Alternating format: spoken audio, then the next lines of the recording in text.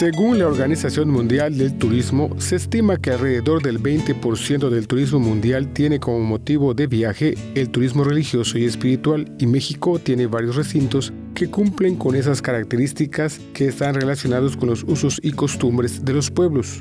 Tal es el caso de Tizimín, que proviene de los vocablos mayas Itzimín, que significa lugar del tapir, uno de los municipios más antiguos del estado, cuyos antecedentes prehispánicos dejaron vestigios que conviven en armonía con la herencia europea, que llegó a la entidad en la conquista, y una de las fiestas regionales importantes del sureste y del mundo que se realiza en honor a los 3 Santos Reyes. El segundo santuario más visitado del mundo se encuentra en Tizimín después de la Catedral de Colonia en Alemania.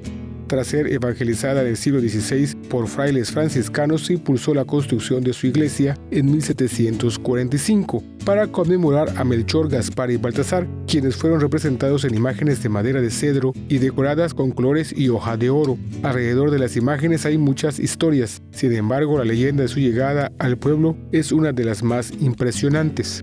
En aquel tiempo se integró un grupo de viajeros entusiasmados por visitar Tizimín. A pesar de las advertencias para no realizar la travesía, se embarcaron en la aventura, desapareciendo por varios días y dando por hecho que naufragaron en el mar.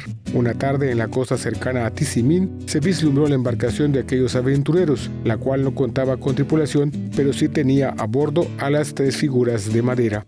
Los 3 Reyes Magos de Tizimín ocuparon la vida cultural y religiosa de la localidad, asignando el 6 de enero como la fecha en que el pueblo festeja y recibe a los viajeros con los brazos abiertos. Los festejos inician el 28 de diciembre con la bajada de las imágenes de los Santos Reyes. Cientos de viajeros llegan a Tizimín, algunos acuden por motivos religiosos y otros para disfrutar de la algarabía de las fiestas, que incluyen vaquerías, música, feria popular, danzas y mucha tradición.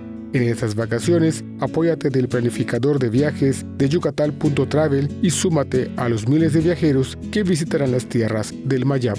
Tele Yucatán te informa.